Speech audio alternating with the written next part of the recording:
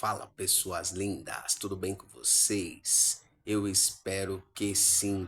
Este vídeo, eu confesso para vocês que quando eu assisti, fiquei muito impressionado e muito mais católico do que eu já sou hoje.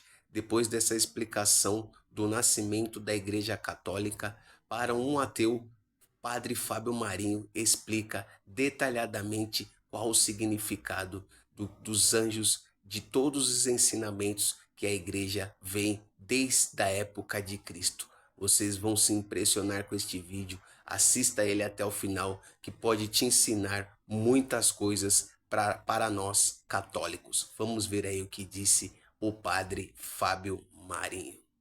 E o teu nome é Antônio, em homenagem a Santo Antônio de Pádua, Isso. por conta do teu pai. E eu te perguntei, quando é que foi o teu primeiro vínculo com a religião e quando foi que você se desvinculou da ideia de religião? Pode partir dessa ideia? O que você acha? Pode ser. Pode? Então, só pra galera poder conhecer então, o meu pai, ele ia se chamar Silvestre. Aí, só que ele nasceu no dia 13, dia de Santo Antônio, 13/6. E aí, na época, todo mundo era católico, não existia essa coisa de crente, não existia nada, era todo mundo católico, né? Aí o pessoal devoto foi e falou, não, nasceu o dia de Santo Antônio, tem que se chamar Antônio. E aí, daí em diante, sempre foi em igreja católica, conheceu minha mãe era professora de catequese. Aí quando eu nasci, né, super devoto de Santo Antônio, botou meu nome de Antônio. Ganhei o presente, ainda fui sorteado. Mas eu nunca me liguei muito assim na igreja católica, eu sempre achei chato, cara, aquelas liturgias, em nome do Pai, do Filho, Espírito Santo, aí senta e levanta, e um negócio chato. Aí, tipo, eu não gostava de ir, desde criança eu não gostava de ir. Mas eu acreditava em Deus, acreditava nessas coisas assim, né, essas, tipo, cobra falante, achava legal e tal, eu ficava com medo de inferno, de demônio. Mas sempre achei surreal, cara, surreal, coisa mágica assim, né. Até que um dia eu vi um desenho chamado Cavaleiro do Zodíaco. E nesse desenho falava de Deus Atena, Deus Poseidon, Deus Odin. Eu falei, ué, existem outros deuses além do Deus que meu pai e minha mãe me ensinou? Eu fui perguntar para um primo meu. Ele falou, não, existe. Aí ele falou lá dos deuses nórdicos, dos deuses gregos, dos deuses egípcios. Eu falei, é estranho isso, né? Mas nunca questionei, continuei seguindo. E lá na minha adolescência, quase fase adulta, quando eu fui fazer um curso de inglês, teve uma moça evangélica que ela me convidou para participar e da igreja, né, igreja evangélica, para poder ir na reunião de célula, tudo isso. Pode ficar. Ai, que delícia. Aí, né, participar da reunião de célula, tudo isso. O que acontece? Um dia, ela chegou para mim e falou assim, você tem chamado apostólico. Eu falei, o quê? Você tem chamado apostólico. Eu falei, eu vi você trazendo o mundo inteiro para Jesus Cristo em inglês. Eu falei, opa! Em inglês? Em inglês, porque era curso de inglês, Entendi. né? Aí tem que ter a propaganda ali do curso, na revelação, claro, né? vendeu ali, legal. Aí eu falei, rapaz, vou trazer todo mundo para Jesus Cristo em inglês. Ela falou, você vai ser apóstolo, chamado apostólico. Eu falei, caramba. Foi e me deu uma Bíblia. Quando eu chego em casa, rapaz, eu falei assim, eu vou virar vice-deus, vou converter todo mundo para Jesus hoje. A partir de hoje, vou estudar isso aqui.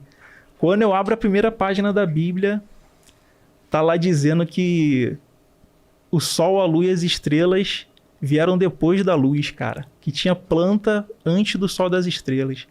Aí ali me quebrou, né? Ali complicou tudo.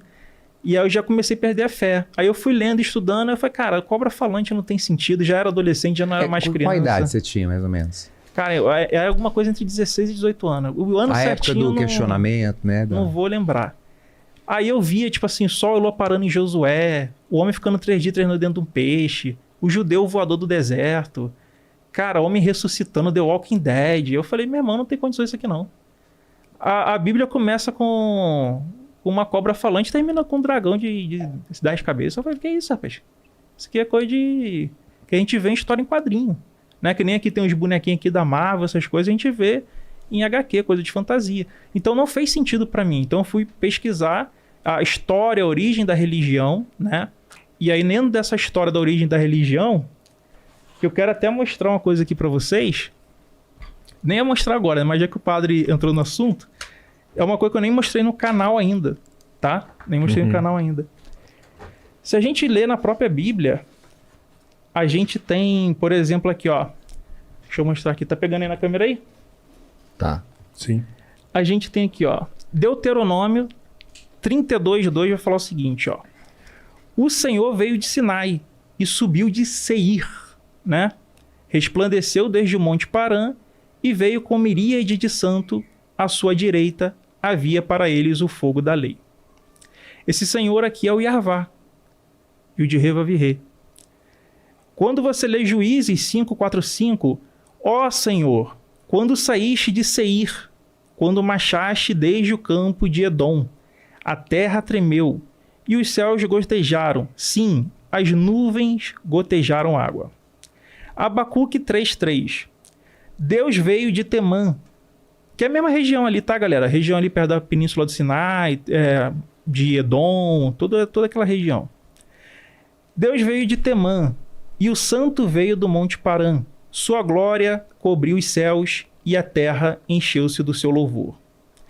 Êxodo 19:18. E todo o monte Sinai fumegava, porque o Senhor descera sobre ele em fogo, e a sua fumaça subia com fumaça de fornalha, e todo o monte tremia. O que isso significa? Isso significa que dentro do politeísmo antigo, o Yarvá, que é o famoso Javé, né? Tem até os testemunhos de Jeová, né? Deus, né? Que é o Yarvá, ele parece que ele veio de uma tribo do sul, né? De um culto do sul, culto sulista. E que ele veio substituir depois o culto a El. Tanto que tem uma passagem muito curiosa que não era conhecido pelos judeus de Elefantina, que é, por exemplo, a passagem ali que a gente fala de Moisés, né? Que a gente fala ali da lei mosaica. Não existia isso no conceito ali dos judeus de Elefantina.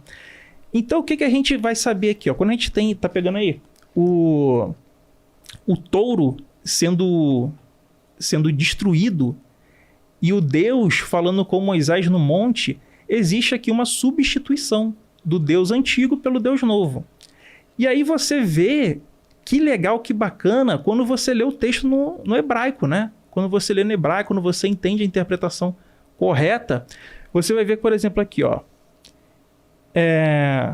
Em Números 23, 22, diz assim, ó. Deus, ele, não é o Deus Yarvá, ele os tirou do Egito. Seus grandes chifres são como os do boi selvagem. Ué, Deus, ele, não era Deus Yarvá, sendo comparado com um boi selvagem, tendo grande chifre? Que isso, rapaz? Já existia corno naquela época? Não era isso, obviamente, né, galera? E aí, a gente vê que em Êxodo 32, quando vai falar dessa questão da construção do touro, que você vê o sumo sacerdote construindo ali, que era o Arão, ele não questiona, ele não se impõe contra o povo. O povo fala assim, vamos fazer aqui uma estátua, adorar nosso Deus. Aí é dito aqui, né, em 32:4. E ele os tomou das suas mãos e formou o ouro com um buril, e fez dele um bezerro de fundição. Então disseram, estes são teus deuses, ó Israel, que te tiraram da terra do Egito.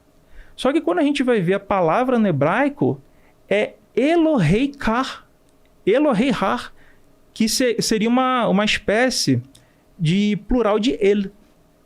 E aí por isso que fica deuses.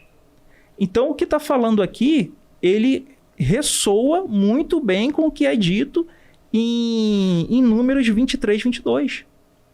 Que o Deus ali, a qual que estava representando o bezerro de ouro, era justamente o Deus El, e não o Deus Yarvá.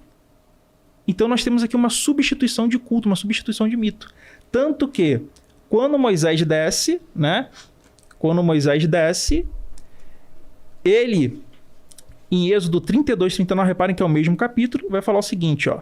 Aconteceu que, chegando Moisés ao arraial e vendo o bezerro e as danças, acendeu-lhe o furor, arremessou as tábuas das suas mãos e quebrou-as ao pé do monte. Tomou o bezerro que tinha feito, queimou-o no fogo, moendo-o, até que tornou em pó, os aspargiu sobre as águas e deu a beber aos filhos de Israel. Depois disso aqui ele mata 3.000 homens, tá? 3.000 homens morrem ali. Os irmãos morrem, tudo isso. E quando a gente vai olhar a arqueologia... Só pra gente deixar aqui, porque a gente tinha feito um combinado de time aqui, né? Pode seguir? Pode. E Acho se você que quiser... essa linha de raciocínio tá perfeita. Sim, Beleza? sim. Então, assim, porque deu tempo. A hora que você quiser falar, então Não, você pode falar. seguir, porque eu acho que Só pra gente tá bem concluir o legal. raciocínio, então, e seguir, então, né? Não tô tendo a regra Libera pra aí, galera libera, falar, libera. que tem a Tranquilo. regra e não seguiu. Não, tranquilo. E aí, quando a gente de vai acordo. pra arqueologia... Pô, teu time é forte aqui, cara. Quando a gente Valeu. vai aqui pra arqueologia, a gente encontra os achados de Kutlet Ajirud. E nesse achado de Kutlet Ajirud, a gente vê que a representação de Yarvá, não de El, é uma representação bovina. Só que tem um detalhe. Em Kutlet Ajirud, ele está sendo representado casado. Ué, Deus casa? Deus tem esposa? E é dito o seguinte nesse achado arqueológico. Eu vos abençoo por Yahvé de Samaria e por sua Asherá. Só que Asherá era consorte de El, e não de Yarvá, de Yud, Reva, Virê, do tetagrama, do Javé. Então isso significa que nós temos mais uma evidência, dessa vez arqueológica, não de análise interna do texto, de que houve uma substituição, um sincretismo religioso. E aí, galera, para fechar com pá de cal nessa questão, nós temos no ciclo de Baal, tá? Que é o KTU 1, né? E nesse KTU, que é do ciclo de Baal, que vai estar na estela de Rais Shanra, o touro El. Não sei se você consegue ver aqui, ó. Que aqui tem ele com chifre, que aqui tá escuro. Não dá pra ver. Aqui, ó. Assim que a gente vê. Acho que na câmera não vai conseguir pegar, não, hein? E aí o que acontece? Nesse achado arqueológico, na câmera não vai pegar, tá escuro. É. Nesse achado arqueológico, galera, é mostrado... Quer ver aqui, ó? Sim. Mas pode falar aí. É mostrado o El, nesse achado arqueológico, com os chifres, com uma representação bovina. E existem outros locais, templos, etc., que têm representações taurinas. Então, ele era o deus touro, que é substituído no sincretismo religioso após o exílio babilônico e a conquista persa, e também durante o período helenístico, né? Que aí na tradução do que está escrito lá vai dizer o seguinte: El, o pai dos anos, o venerável, touro El, o santo. Então, o deus El era um touro. Então, nisso, o que nós podemos identificar é que houve uma substituição de um politeísmo, tá? Ali de Ugarite, do panteão cananita, para uma monolatria, e que depois virou um monoteísmo trinitário, ali já com os gregos entrando, com os romanos entrando, que aí foi substituindo.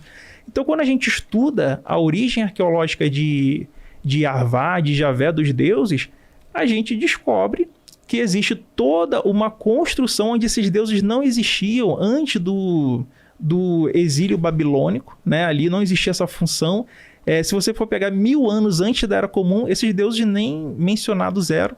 E aí você vai ver que todos eles foram fabricados a partir de derivações de cultos antigos, de outras lendas, de outros contos. E aí eu virei ateu de vez, né? Nisso aí. Responder a pergunta e 10 minutos... Padre falar bastante agora também, né, cara? É interessante porque os nomes de Deus, né, que são usados na Escritura, eles de fato possuem um significado próprio da comunidade.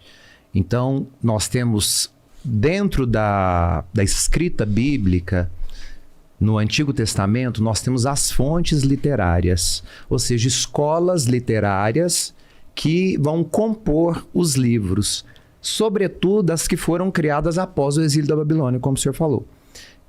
O exílio foi a chave para que a comunidade israelita pudesse compreender que apenas trazer na memória aquilo que eles tinham, que era passado de pai para filho, seria perigoso perder-se com o passar do tempo.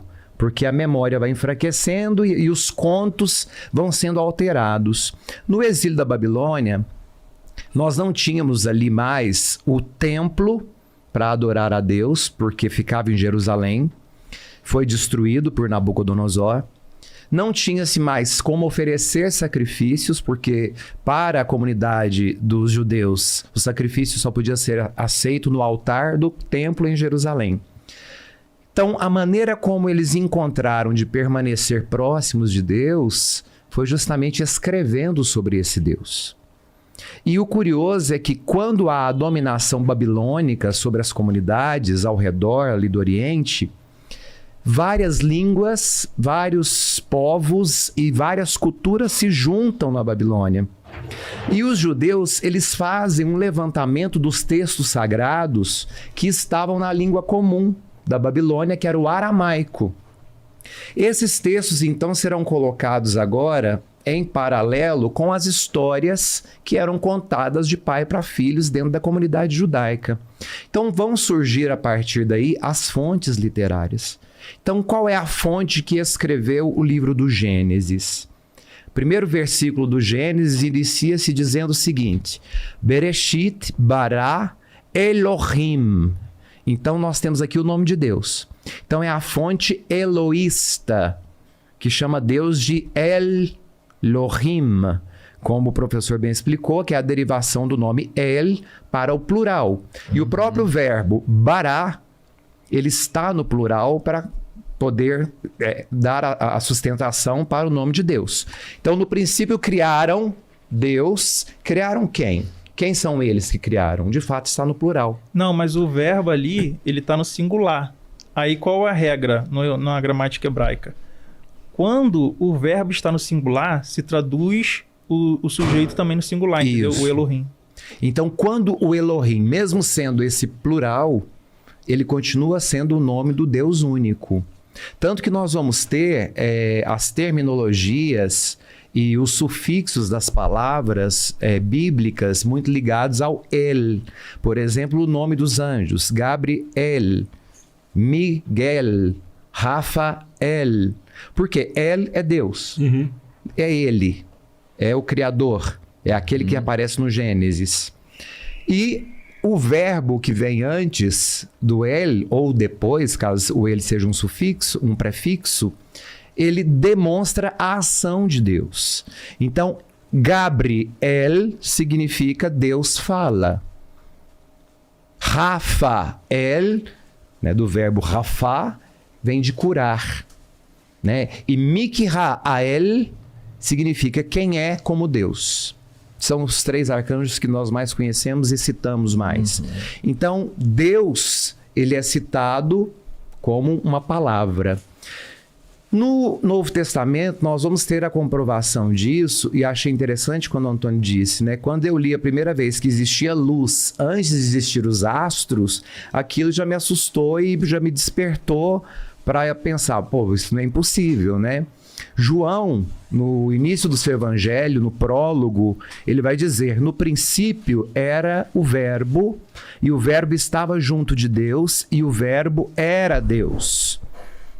Esse verbo, a palavra, é o ato criacional de Deus. E este verbo decide-se, então, fazer-se carne.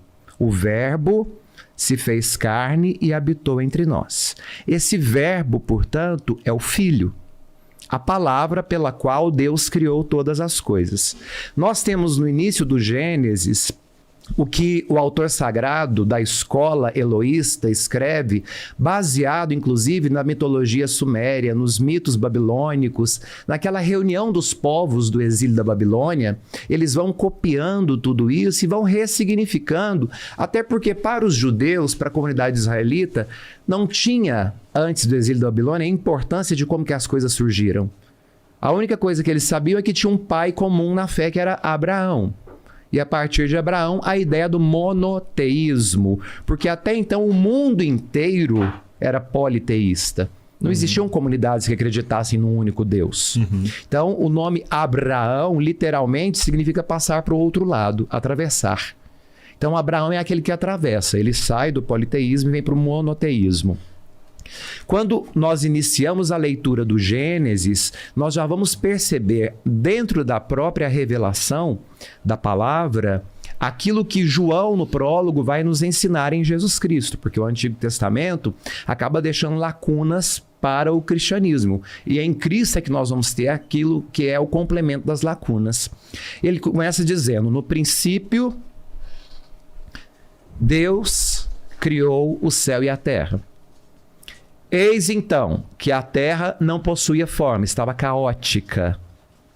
E o Espírito, aqui ele diz, narra primeiramente uma pessoa, o Espírito, e a segunda pessoa, de Deus, pairava sobre as águas. A água na simbologia judaica significa transformação, significa mudança de comportamento. E então ele vai dizer: haja luz. E o professor bem disse, não existiam astros. Que luz é essa? É João, no seu evangelho, que vai nos explicar. O Filho é a luz revelada de Deus. Porque é a comparação daquilo que eu sempre digo. Se nós apagarmos a luz do estúdio, nós vamos ficar no escuro. Sim. Não vamos entender a cor das coisas nem a forma. Para que as coisas tenham forma e cor, é preciso que elas sejam iluminadas. Então, antes de existir qualquer coisa, qualquer forma ou cor, era preciso primeiro trazer a luz. Então, dar a luz para que as coisas pudessem ter cor e forma. Só depois da manifestação da luz é que nós vamos ter a criação das coisas que aparentemente foram criadas na matéria. Então, a luz é o Filho. Então, nós já temos uma manifestação trinitária já no primeiro capítulo do Gênesis, né? Quando o Espírito do Criador pairava sobre as águas, ou estremecia, ou vibrava, no sentido de transformação, e Deus usa a palavra, e a palavra é a criação no sentido de trazer à tona a luz, que é o Filho. Então, haja luz, manifeste-se aquele pelo qual e para o qual todas as coisas serão criadas, e sem o qual tudo aquilo que existe não existiria, que é o que João vai ensinar no prólogo, né? Então, a fonte eloísta nos traz isso. Mas existe também uma fonte desértica, que é a fonte javista, que o senhor também citou. Quando o senhor fala do Deus Javé, ou Jeová, né? Yod-He, Vav-He, as 4 letrinhas. E a fonte javista é essa fonte que quer colocar a presença de Deus mais próxima de nós, mais tangível. Então, todo texto que aproxima a figura de Deus do homem é uma fonte javista. Já a fonte eloísta que nós tivemos no Gênesis coloca Deus separado do homem. Coloca Deus apenas como, aqui nós podemos usar até o termo que na Idade Média foi cunhado pela maçonaria, né? O grande arquiteto do universo é o Deus Elohim. Então, ele está distante apenas criando ou talvez manipulando. Já o Deus javista, de Javé ou de Jeová, porque as letras no hebraico, elas são consoantes. As vogais foram colocadas só depois da Septuaginta. Então, com relação à vogal, não interessa se é Jeová ou Javé. Interessa que são consoantes e como que terminam as consoantes. Com a fonte javista, nós vamos ter esse Deus mais próximo de nós. Um Deus que fala, um Deus que se manifesta e um Deus que caminha com o povo. Por exemplo, nas suas manifestações hierofânicas, né? Essas manifestações sagradas, a hierofania de Deus. Então, o fogo durante a noite, para poder iluminar o caminho, e durante o dia, a nuvem, né, para poder representar fisicamente a presença de Deus. O fogo durante a noite sobre a montanha, a sarça ardente que vai depois se manifestar dentro da tenda. O fogo vai ser essa junção da presença deste Deus que caminha junto ao seu povo, que é o Deus apresentado por Moisés e que vai ser reapresentado por meio de Jesus Cristo. Tanto que na Sagrada Liturgia, quando nós rezamos, e é uma parte bonita e é peculiar na Igreja Católica do Brasil, quando nós rezamos, o sacerdote convida a Assembleia e diz: o Senhor esteja convosco, a Assembleia responde: Ele está no meio. Porque o nome de Cristo, um dos adjetivos dado a Ele é o Emmanuel, que significa Deus conosco. Então significa que Deus caminha conosco. É esse Deus ensinado por Moisés. Moisés vai ter o seu povo também. A formação do povo de Israel não é uma formação só dos filhos de Abraão. Nós vamos ter ali várias outras formações tribais que vão se juntar aos povos descendentes de Abraão. Então não serão só os monoteístas que vão formar o povo da terra prometida, serão vários. E com eles vão surgir fontes também que vão trazer, inclusive, essas evidências que o professor nos ensinou. Essa substituição de deuses do paganismo para uma verdade revelada e experimentada agora por meio do monoteísmo. Então, quando o professor nos ensina que houve uma substituição, praticamente um sincretismo, é uma grande verdade. Porque era preciso ter uma forma anterior para dar embasamento numa fé que era nova. Então, a novidade, o Deuteronômio vai proibir, por exemplo, a marcação da pele, que era comum nas tribos. As tribos se identificavam com as marcações, que é o que nós chamamos de tatuagem, né? Então, o Deuteronômio proíbe tudo isso. Em compensação, nós vamos ver que as tribos anteriores só se identificavam por meio de desenhos. E se nós formos ao Oriente, pegarmos ainda as religiões politeístas, nós vamos ver que as marcas no corpo são fundamentais, né, para identificar principalmente as castas religiosas. Se você vai à Índia, você tem as pinturas de rena e elas têm um significado religioso. Não é apenas um adorno, não é apenas um enfeite. Aquilo ali significa uma casta religiosa. Então, é de fato necessário conhecer esse passado histórico, e o professor tem toda a razão quando diz, né, de criar essa ideia do sincretismo, até porque a ideia monoteísta era uma grande novidade. Então era preciso trazer o mais próximo possível do povo que estava acostumado com o politeísmo, era preciso trazer o mais próximo deles à realidade. Então eles viviam no deserto. A Escritura diz que passaram 400 anos. O número 4 significa transformação, ciclos. O número 4, 400 anos. Não sabemos se foram 400 anos, se foram 4 ou se foram 1000 anos. Sabemos que este povo monoteísta esteve no Egito e aprendeu muito do panteão sagrado dos egípcios. Então, era preciso desintoxicar esse povo. Só que a gente não retira o remédio de uma vez. A gente retira em pequenas doses. Então, a sabedoria bíblica vai nos mostrando, conforme o professor mesmo nos mostrou, que essas assimilações e proximidades com os deuses com os quais o povo hebreu estava acostumado foi sendo distanciado com o passar do tempo. E só vai ganhar corpo mesmo escriturário, só vai ganhar um corpo bíblico e literário a partir do exílio da Babilônia. Porque antes disso era impossível desmamar o povo da noite para o dia daquilo que eles viveram durante tantos séculos presos na escravidão do Egito, que nós vamos entender isso no Novo Testamento como a libertação que nós recebemos de Jesus. A libertação, enquanto Moisés livrava o povo, a matéria da escravidão do Egito, o Cristo vem para libertar a alma da escravidão do pecado, daquilo que nós somos condicionados, que eu acho que nós vamos entrar nesse assunto também, né, professor? Antônio, quer responder alguma coisa? O pessoal Sim. aqui tá louco para te ouvir aqui.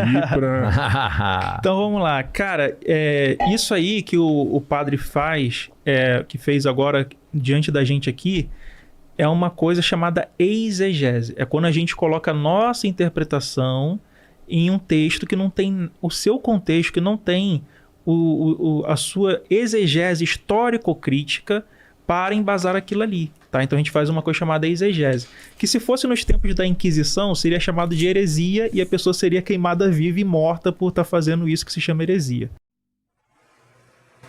E aí, pessoas lindas, o que vocês acharam deste vídeo? Não deixe de se inscrever no nosso canal, deixe seu like, seu comentário.